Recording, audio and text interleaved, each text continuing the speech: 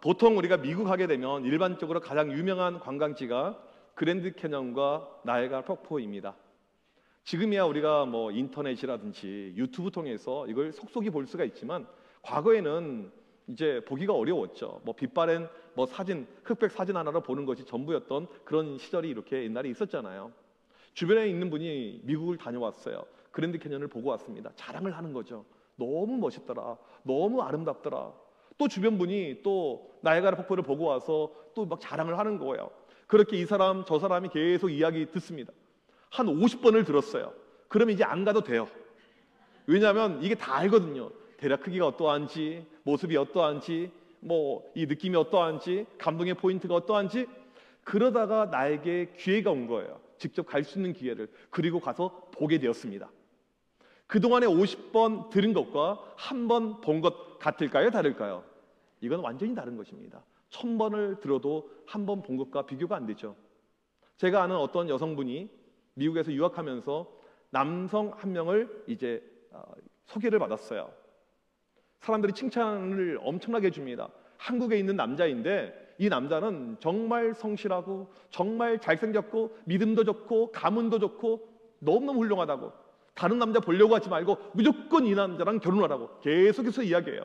그런데 본 적이 한 번도 없어요. 그렇게 하다가 마침내 한국에 가서 한 번 보게 되었습니다. 그동안에 이야기 들었던 것이 진짜일까요? 한 번 본 게 진짜일까요? 본 것이죠.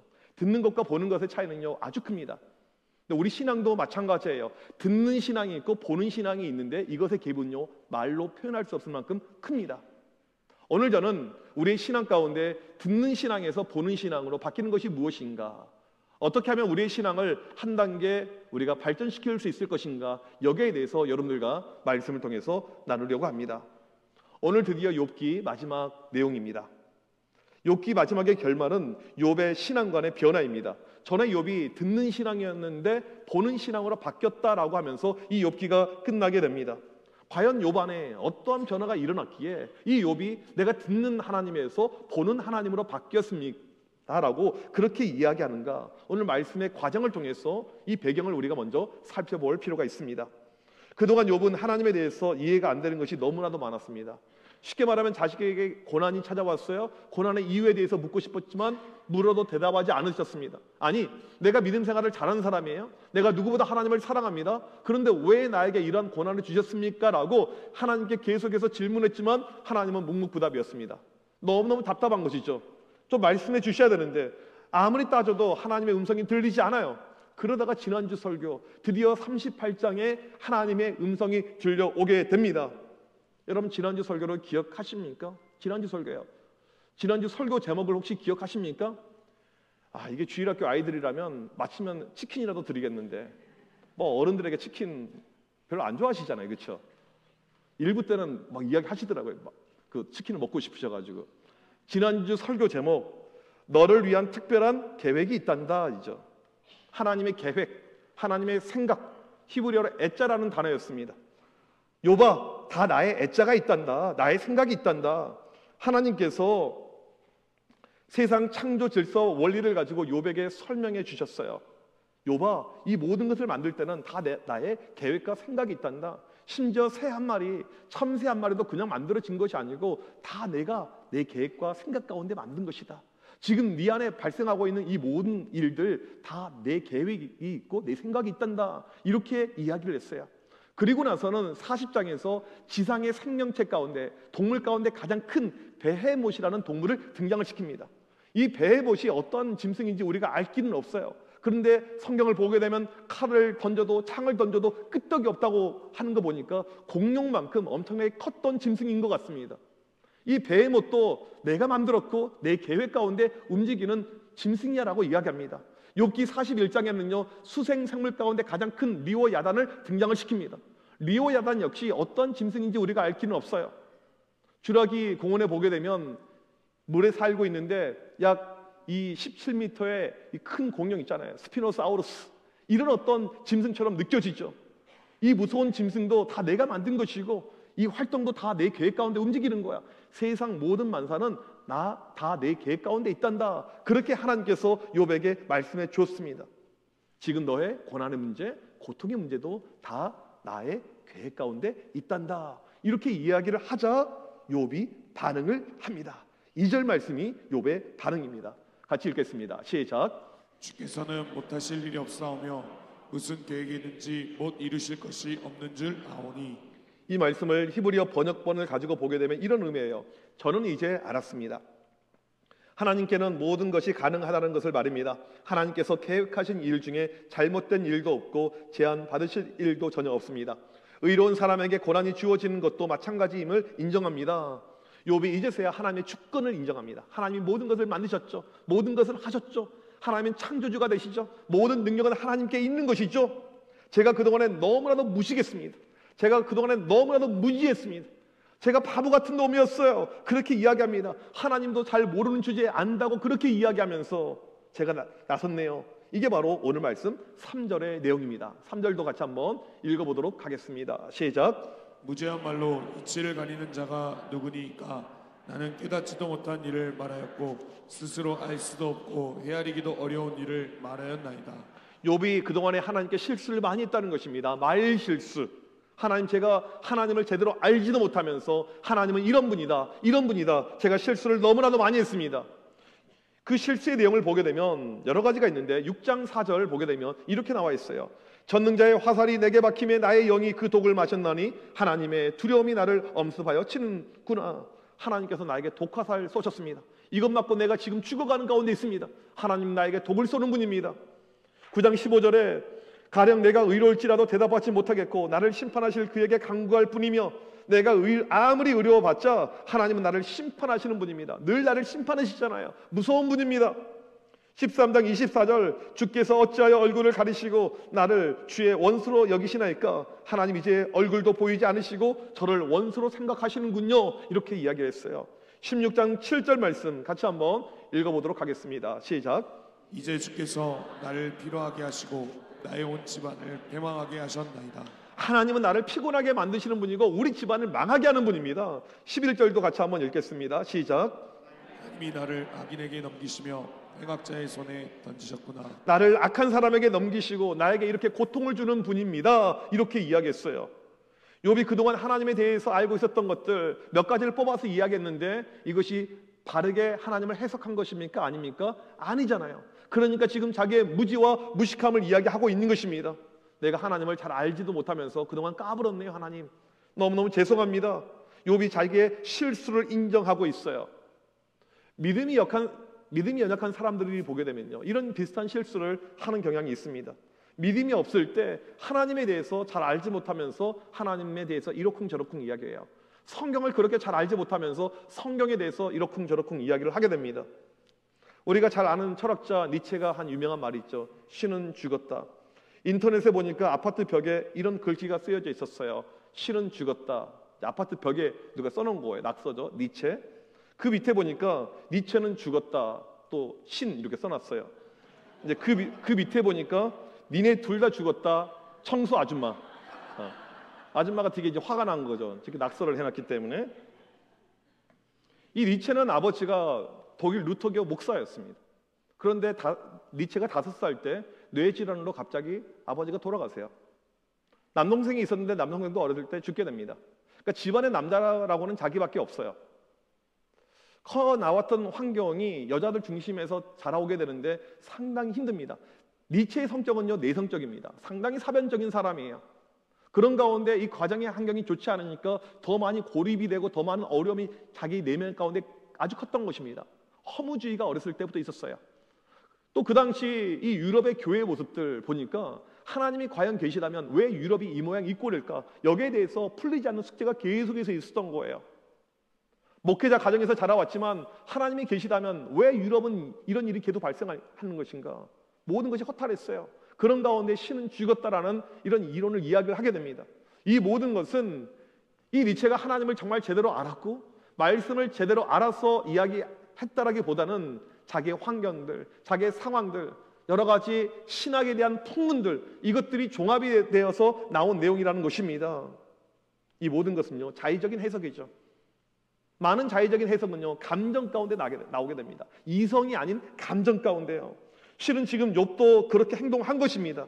하지만 오늘 하나님의 설명을 통해서 마지막에 자신의 모습을 깨닫고 있습니다. 이 욥은 마지막에 자기의 부족함과 연약함을 고백을 해요. 그 고백이 4절에 나와 있습니다. 같이 한번 읽어보도록 하겠습니다. 시작. 내가 말하겠사오니 주는 들으시고 내가 주께 묻겠사오니 주여 내게 알게 하옵소서. 히브리어 성경을 보게 되면 가장 먼저 등장하는 단어가요, 세마나라는 단어예요. 세마나. 뜻이 무엇이냐면 제발 들어주소서 이거예요. 이 4절의 시작은요, 제발 들어주셔서 간곡한 욥의 하나님을 향한 부탁으로 시작합니다. 하나님 제발 좀 들어주세요.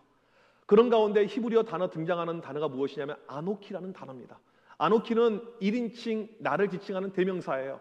일반적으로 히브리어 성경에 아노키는 잘 나오지 않습니다. 히브리어 이 문법은요, 히브리어 문학은요, 우리랑 많이 달라요. 그래서 이런 인칭들이 그냥 일반적으로 독립적으로 사용이 되지 않습니다. 동사와 명사에 이미 다 묻어져 있어요. 그런데 아노키, 나를 지금 이야기하고 있는 것은 무엇이냐면 강조할 때만 이야기를 해요. 내 감정을 강조할 때, 내 지금 마음을 강조할 때, 이 간곡함을 강조할 때 지금 이것이 사용이 되고 있는 뉘앙스라는 것입니다. 아주 간곡하게 자신이 드디어 깨달은, 내가 이제서 깨달았습니다. 이것을 하나님께 아주 간곡하게 지금 욥이 이야기를 하고 있다는 것입니다. 그 깨달음이 바로 5절 말씀입니다. 다 같이 읽도록 하겠습니다. 시작. 내가 주께 대하여 귀로 듣기만 하였사오나 이제는 눈으로 주를 배움나이다. 전에는 내가 하나님에 대해서 귀로 듣는 수준으로 알고 있었습니다. 그냥 멀리서 듣는 소문 정도로 알고 있었습니다. 그 소문이 무엇일까요? 하나님은 악한 자를 징벌하시고 선한 자를 복주신다. 이 정도 나는 하나님에 대한 소문을 귀로 듣는 수준으로 알고 있었습니다. 하지만 이제는 하나님을 눈으로 봅니다. 내 신앙이 한 단계 성장하고 성숙했습니다. 그렇게 말을 하고 있는 것입니다. 자기의 신앙관이 바뀐 것을 말하고 있습니다. 하나님, 이제 내 신앙이 듣는 신앙이 아닌 보는 신앙으로 바뀌었습니다라고 고백을 하고 있어요. 여러분, 듣는 신앙에서 보는 신앙으로 바뀌는 것, 이것이 무엇을 의미하는 줄 아십니까? 이거에 대해서 가장 잘 설명하고 있는 성경의 말씀이 저는 창세기 32장이라고 생각합니다. 32장에 보게 되면 이 야곱이 이제 형을 떠나서, 고향을 떠나서 멀리 삼촌의 집으로 가게 됩니다. 그리고 거기서 이제 잘 살았죠. 하나님께서 그를 축복해 주셔서 20여 년의 시간을 사는 가운데 물질에 엄청난 복을 누렸어요. 많은 가소를 거느리게 되었습니다. 그리고는 이제 다시 고향으로 돌아가게 되었어요. 고향으로 가는데 아무래도 형이 계속 걸리는 거예요. 왜냐하면 형의 장자권을 빼앗아갔잖아요. 하나님이 주셨던 모든 축복권을 빼앗아갔잖아요. 형이 죽인다고 했거든요. 그 앙금이 여전히 남아있을 것이다. 형의 성격을 아는 것이죠. 형은 무서운 자거든요.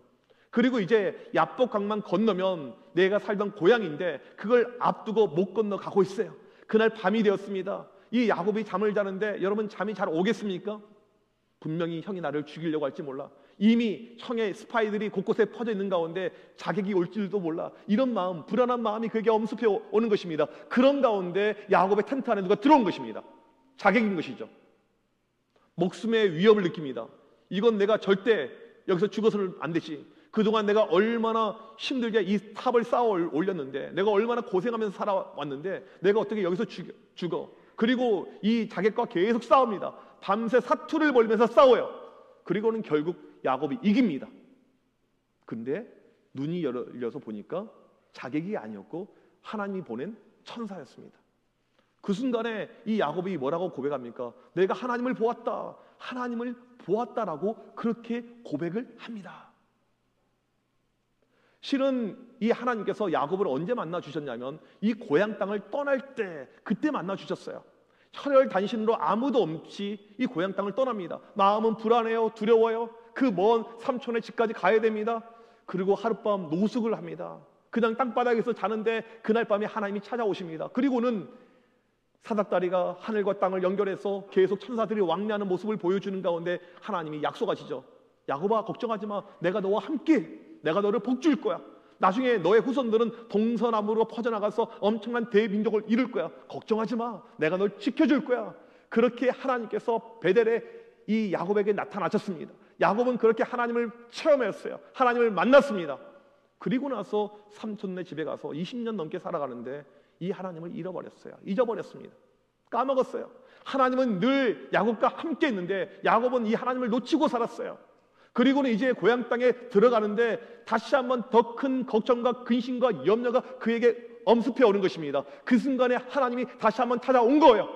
야곱아, 왜 걱정해? 왜 염려해? 왜 인간적인 방법으로 싸우려고 그래? 내가 여기 있는데.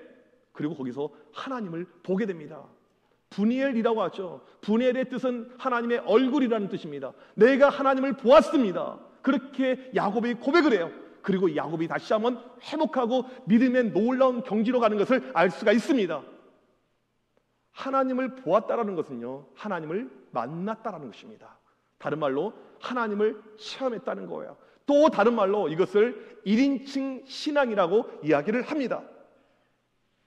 많은 경우 우리의 신앙을 보게 되면 신앙이 3인칭에서 시작하죠. 하나님이 멀리 느껴져요. 모태신앙으로 교회에서 자랐습니다. 어렸을 때부터 성경의 이야기를 들었어요. 부모님을 통해서 많은 교회에 대한 정보를 알고 있습니다. 이것을 가리켜서 3인칭 신앙이라고 이야기합니다. 우리 가운데 믿음이 들어오잖아요. 그러면 하나님이 3인칭에서 1인칭으로 바뀌게 되는 거예요. 여러분, 성경에 보게 되면 1인칭 하나님 대표적인 케이스가 어디 있습니까? 시편 18편 1절 말씀, 나의 힘이 되신 여호와여, 내가 주를 사랑하나이다. 다윗은 이 고백할 때 하나님은 그의 하나님이라고 이야기하지 않았어요. 멀리 있는 당신이라고 이야기하지 않았습니다. 나의 하나님, 1인칭이라고 이렇게 이야기했습니다.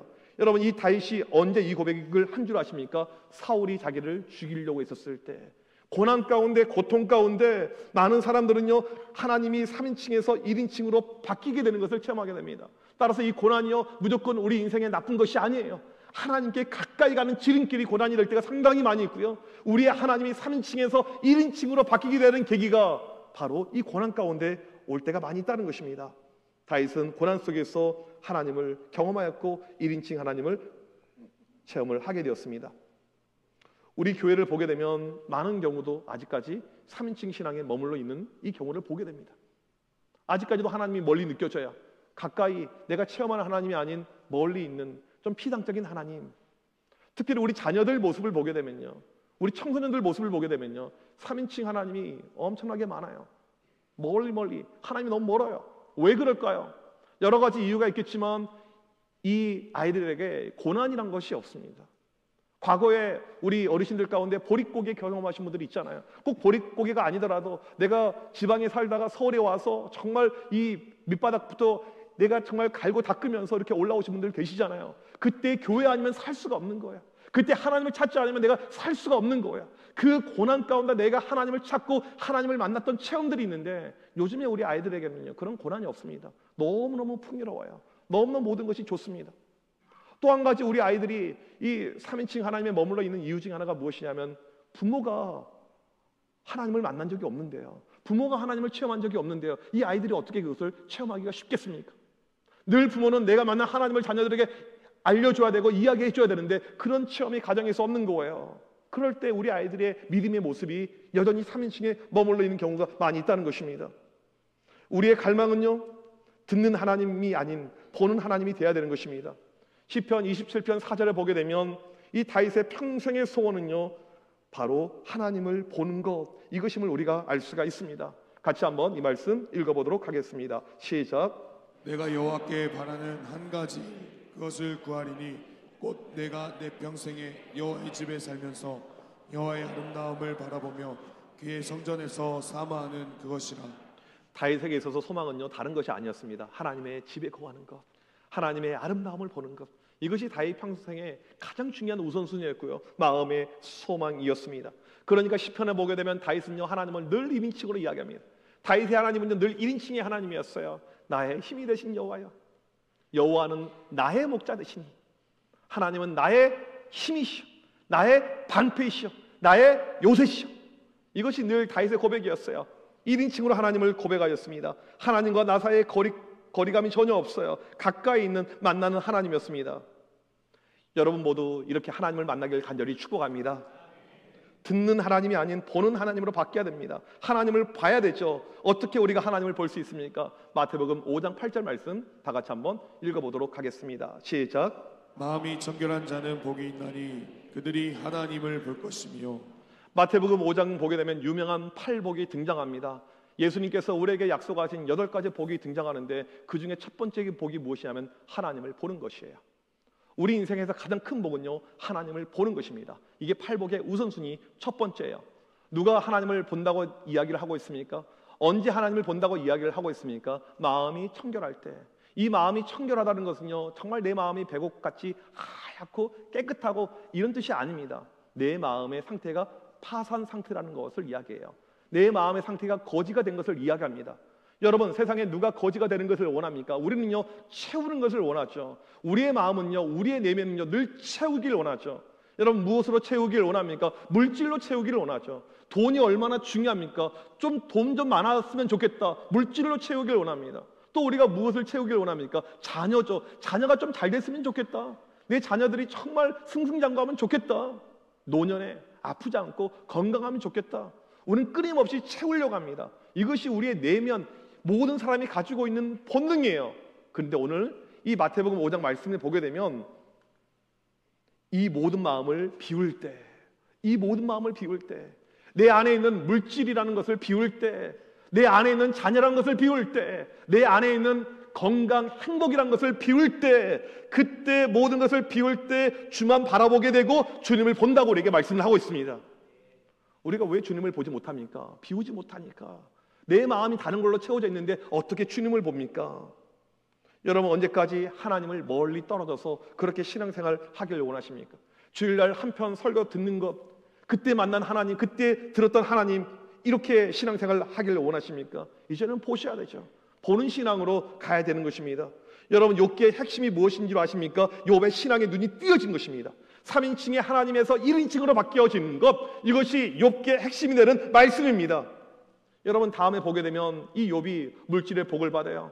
고난 전보다 훨씬 더 큰 복을 받습니다. 고난 전에보다 훨씬 더 자녀의 축복을 받아요. 여러분, 그것이 욥기의 핵심이 아니에요.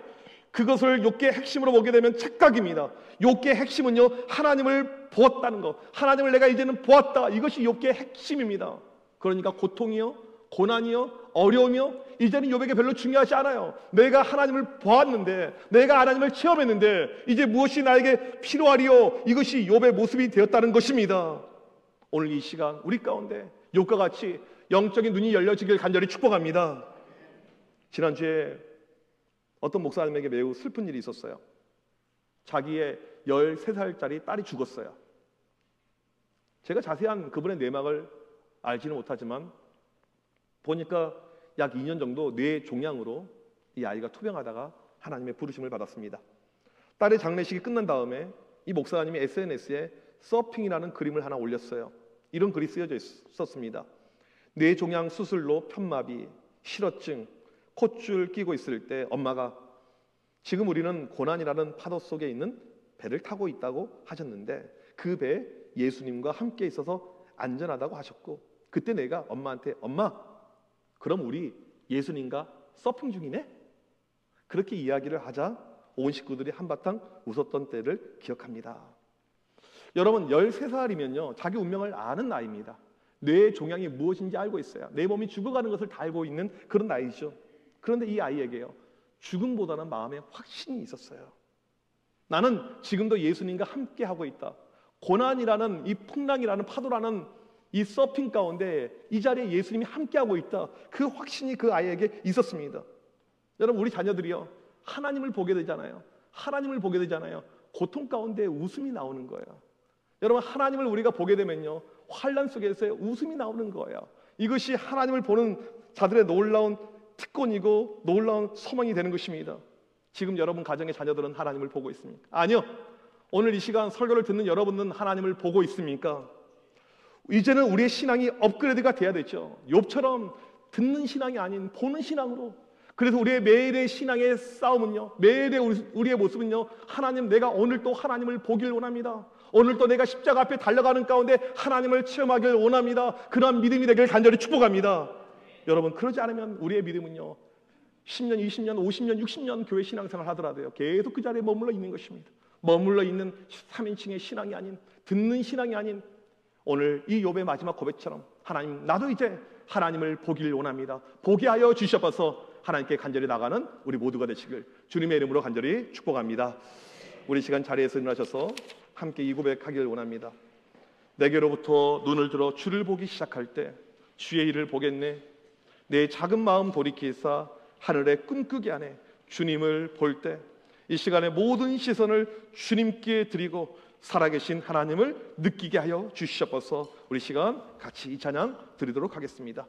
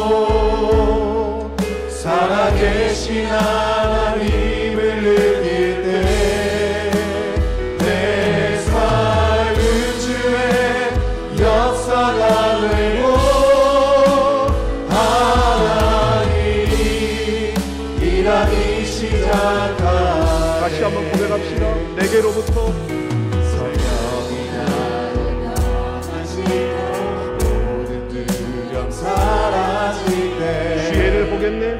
주의 일을 내 작은 마음 돌이키사 내 작은 마음 돌이키사 하늘을 꿈꾸게 하네. 주님을 볼 때 주님을 볼 때 모든 시선을 주님께 드리고 살아계신 하나님을 느낄 때 내 삶은 주의 역사가 되고 하나님이 일하기 시작하네. 내게로부터 눈을 들어